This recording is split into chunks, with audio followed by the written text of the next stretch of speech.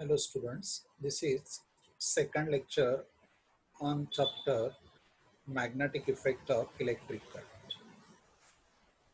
हम लोगों ने लास्ट लेक्चर में regarding Lorentz magnetic force and Lorentz force when positive charge is projected through perpendicular electric and magnetic field discuss किया था, ये वाला पार्ट। ये था magnitude of force acting on positive charge when positive charge is projected through the magnetic field, right? ये Lorentz force था. And when the charge is projected through magnetic field and electric field simultaneously, then this is the force acting on positive charge due to electric field. This is the force acting on positive charge due to magnetic field. Here positive charge experiences the force in the direction of electric field, and same positive charge experience the force perpendicular to the magnetic field. तो अगर दोनों electric and magnetic field एक दूसरे को perpendicular apply किए and charge is projected in the direction of electric field, it experience the force due to electric as well as due to magnetic field. The total force का एक ही direction रहेगा. So it is given by this formula, right? Okay. Now in today's lecture, let us discuss about this applications of this topic. Application है motion of charge particle perpendicular to the uniform magnetic. तो magnetic field में positively charge particle performs the uniform circular motion.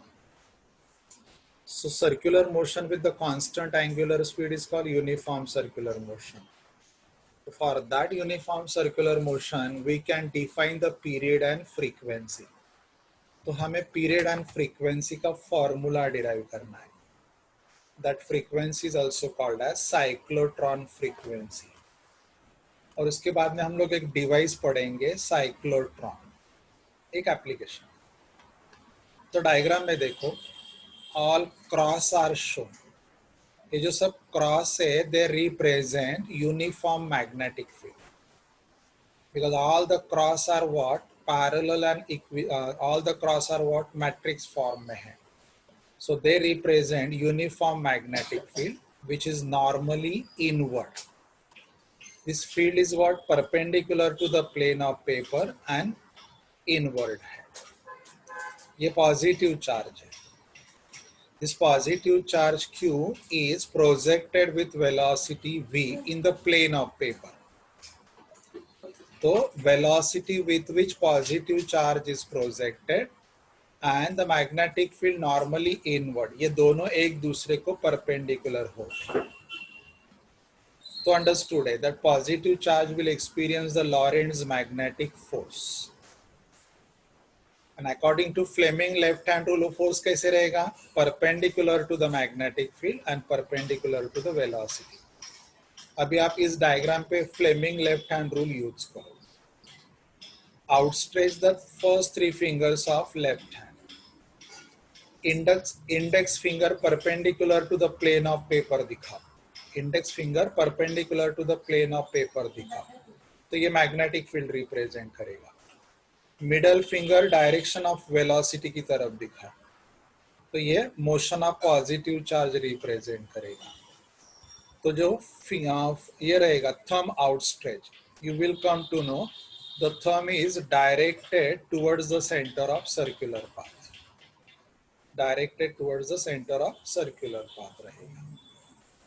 तो diagram में मैं वापस repeat करता हूँ. ये जो क्रॉस है, they are representing the uniform magnetic field.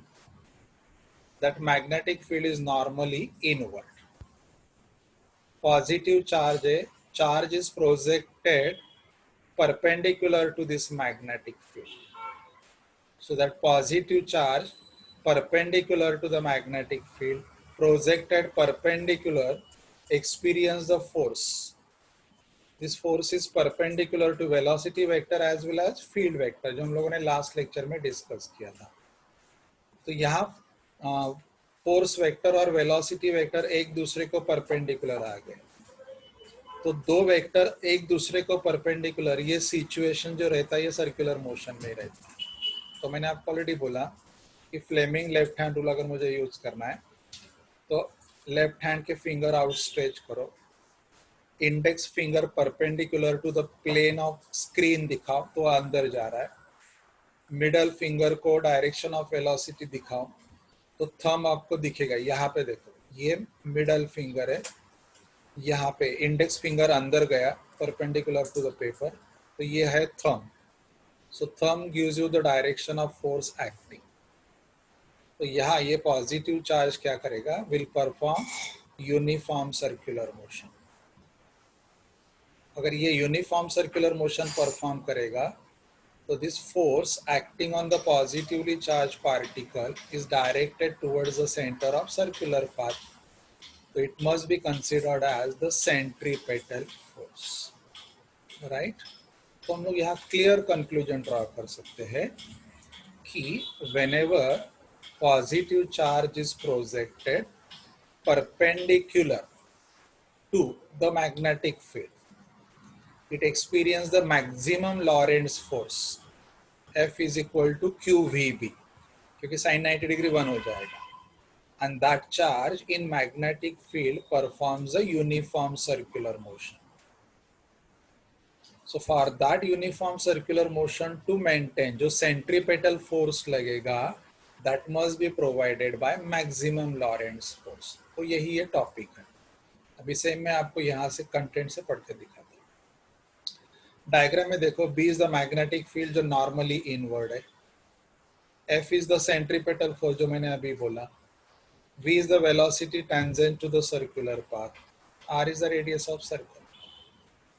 तो यहाँ what is the magnitude of force acting? ये फोर्स है, magnetic force. When positively charged particle of mass m moves with initial velocity v in magnetic field, force due to magnetic field acting is what? F is equal to q v bar cross b bar. इसका magnitude कितना हो जाएगा? q v b sin theta. What is theta? Angle between v bar and b bar. Diagram में v bar एंड b bar कैसे perpendicular to each other, तो theta is 90 degree, sin 90 degree is 1, तो ये formula हो जाएगा f is equal to Q V B, sine theta को 1 ले लो तो f is equal to Q V B हो जाएगा। According to Fleming left hand rule, इस फोर्स का डायरेक्शन किधर जा रहा है? Towards the centre of circular जा रहा है। तो क्लियर कंक्लूजन है, Q V B must be the source of centripetal force. तो देखो F is equal to QVB, this force is providing the centripetal force. Centripetal force का formula क्या होता है? mv square upon r. तो mv square upon r is equal to QVB. Clear? So whenever positively charged particle is projected perpendicular to the magnetic field, charge experience the maximum force perpendicular to velocity, perpendicular to the magnetic field, and performs a uniform circular motion. And that uniform circular motion to maintain the centripetal force mv square upon r required is provided by force due to magnetic field. mv square upon r is provided by maximum Lorentz force, F is equal to QVB. दूसरी बात, इस diagram में देखो force और velocity एक दूसरे को perpendicular है। अगर फोर्स और वेलोसिटी एक दूसरे को परपेंडिकुलर है तो उनका डॉट प्रोडक्ट क्या रहेगा? 0, because dot product of two perpendicular vector is always 0।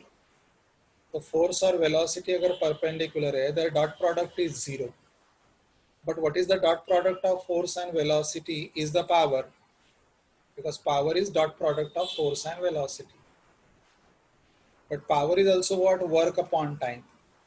तो work upon time is dot product of force and velocity. Time तो कभी 0 होता नहीं, इसका मतलब work done is what? 0।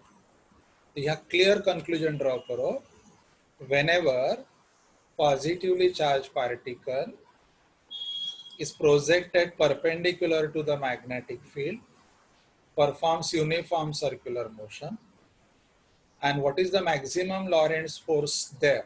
It provides the centripetal force, but that force never does the work. इसीलिए हम लोग बोलते हैं ना कि यूनिफॉर्म सर्कुलर मोशन में वर्क डन हमेशा क्या रहता है, जीरो रहता है। तो ये देखो जो हम लोग डिस्कस किया इधर, since force is perpendicular to the velocity does not do the work on the charge particle.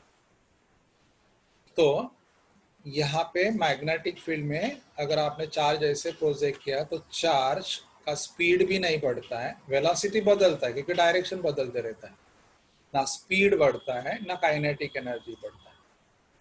तो this force due to magnetic field never does the work, speed remains constant, there is no loss or gain in kinetic energy। ये conclusions याद है। अभी हम लोग इस formula से हम लोग पीरियड और फ्रीक्वेंसी डिराइव करेंगे।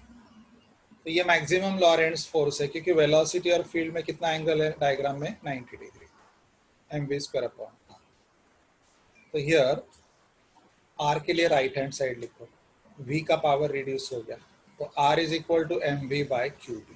This is the radius of circular path. Okay, as it performs a uniform circular motion, period का फॉर्मूला क्या रहेगा, distance covered in one circle upon the speed with which it is covered. Time का simple formula होता है distance upon the speed. तो circumference अगर इतना distance cover किया पॉजिटिवली चार्ज पार्टिकल ने, तो स्पीड क्या है, लीनियर स्पीड। सरकमफरेंस का लेंथ रहेगा 2 pi r, where r is the radius of circle, upon ये हो गया speed v। So t is equal to 2 pi r upon v। Let me put the value of capital, let me put the value of r here, ये r का value यहाँ substitute कर दो। तो t is equal to 2 pi mv upon qb, और ये भी तो है, देखो ये v कैंसिल हो गया। This is formula for period. और देखो इस फार्मूला से आपको और एक कंक्लूजन मिलेगा कि in magnetic field time taken by the charged particle to complete one circle does not depend on its speed and does not depend upon the radius of circular path, क्योंकि v upon r ये ratio हमेशा constant रहता है। By any means अगर v बढ़ा तो उसके लिए मैग्नेटिक फील्ड रिस्पॉन्सिबल नहीं होगा। क्लियर? और इसका रेसिप्रोकल ले लो, reciprocal of period is called as what, frequency, number of revolutions in unit time. तो देखो frequency increases by increasing the magnitude of magnetic field, q और m तो कांस्टेंट है। तो period and frequency does not depend upon the speed with which charged particle is revolving, does not depend upon the radius of circular path followed by it, it only depends upon the magnitude of magnetic field of induction। तो एक important topic है। Now in the next lecture we will discuss about the device called as cyclotron। एक device है ये वाला। तो next lecture में हम लोग regarding the device called cyclotron accelerator के बारे में डिस्कस करेंगे। इसका कंटेंट बहुत ज़्यादा डिस्क्रिप्टिव है, लेकिन हम लोग जितना टेक्सचुअल पार्ट है उतना ही स्ट्रिक्टली डिस्कस करेंगे और प्रिपेयर करेंगे, क्योंकि इस पे मैक्सिमम वेटेज का क्वेश्चन आएगा तो 3 मार्क का आएगा, तो पूरा कंटेंट कभी नहीं आएगा। तो जितना दिख रहा है डिस्क्रिप्टिव कंटेंट उतना ही हम लोग लेंगे। Most of the time diagram he 2 mark के लिए आता है और मैथमेटिकल। तो ये जो डिवाइस है, इस डिवाइस का वर्किंग प्रिंसिपल ही है कि positively charge particle moves in a transverse magnetic field. तो ये जो डिवाइस है it is a source of large energy particle. कैसे, वो हम लोग नेक्स्ट लेक्चर में डिस्कस करेंगे। Thank you.